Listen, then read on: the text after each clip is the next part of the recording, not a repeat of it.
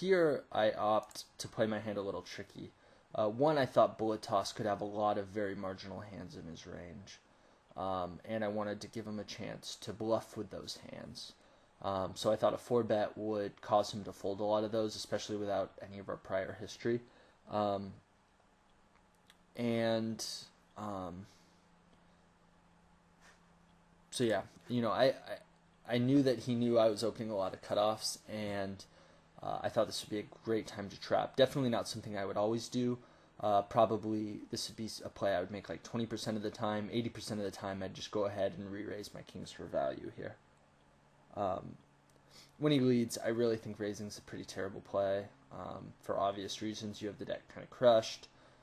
If he has a flush draw, you guys are going to be getting it in no problem anyway. He's going to be making a lot of turn bets and whatnot. And again, a flush draw is such a small part of his range, you don't even really think about it versus re-raising range. You just want to give him rope to be barreling with a lot of hands. When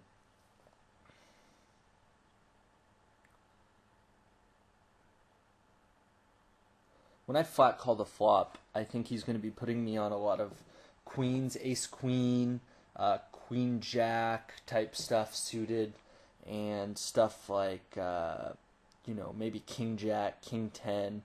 I don't think he's ever really putting me on a hand this strong, and I think he's hardly ever putting me on a flush draw. So I think this is a really good turn for him to barrel. So in turn, I just go ahead here and flat call, and I'm really trying to represent then something like a king-jack, maybe a king-jack with a club, or just king-jack no club, or just something that he might be able to barrel me off on the river. And then obviously it sucks when he's got something like 4-5 with the 5 of clubs, but I think that that flat calling here and getting him to induce him to bluff on the river far outweighs getting him to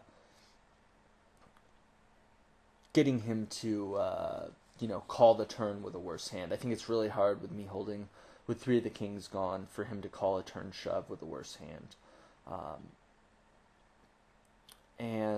What other thoughts? Also, if you notice, my timing of the hand is really consistent with a hand like king jack. So like, let's say that I had a king jack of hearts. He opened, I opened from the cutoff, and he raised from the big blind, and I snap called the flop, or I snap called pre-flop, which is really indicative of like a hand like king jack. On the flop, he bet quickly, and I bet really quick, called really quickly with my king jack. Then on the turn, he bet, and I thought for a really long time. So I think I've done a pretty good job with like kind of, and I know a lot of, he's probably not even thinking about this timing stuff, but kind of for my own game. I think throughout the whole hand, if you notice, I did a really good job, and if we go back, of kind of keeping it consistent with a king-jack type hand. So here you can see I open, and he goes ahead and re-raises me, and watch, really quickly I just go to call, hit call, just like I had a king-jack suited. And then on the flop, he bets, and almost without thinking, I just hit click call, which is, again, very consistent with something like a queen or a king, a weak king, or a king 10 suited, or all those types of hands. So he bets, and I just quickly call here. I guess I have a little bit of delay, but it's not like I time banked or anything. It was pretty quick call, as I think a lot of players would do with their king jacks and stuff. And then if you notice on the turn, when the club hits, he bets, and I really time bank it. And I think that does a very, very good convincing job of seeming like, I know if I was in his shoes, I would think I had a hand like king 10, king jack a lot of the time. So I'm pretty happy with how I played this hand up until the river. I think there is some merit for shoving the turn, obviously. It gets hard to, it's kind of sticky to play the river if another club rolls off, but I think there's far more merit in letting him bluff more. And here, going into the time bank, I think this is, a really good convincing line of timing that makes it seem like king jack or king 10 or something like that. I mean, when you time like this and then call, it just seems like you have a lot of those hands, and he might go ahead and try to barrel me off those on the river. So I'm actually really happy with the way I played this hand. And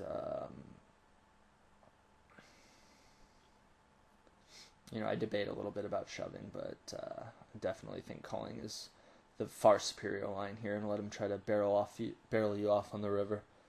And unfortunately, he decides to give up. You're not always going to get people to fire that third barrel, but he definitely has enough of a shell. I mean, with me having 6,400 and 8K in the pot, he can definitely put some pressure on me. If I have a hand like King Jack, King 10, I mean, I really just beat some bluff that he's barreling off with. But he opts not to ship it, which is, again, unfortunate. And I think I have a really easy value shove, though I think I'm hardly ever getting called by anything. I don't think he ever has a king. If he does, he'd value shove it himself. I don't really think he's calling with too many queens, as he's going to think I have a hand like King Jack type of thing. But you still got to safely put the money in here, as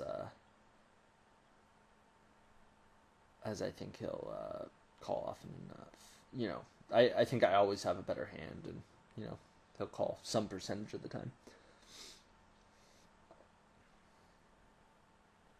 But yeah, I think I played that hand really well, and I definitely think flat calling the turn there, timing down and flat calling it is definitely the way to go. As he saw, he thought about bluffing that river, and I think I did a pretty convincing job of representing a weak hand there.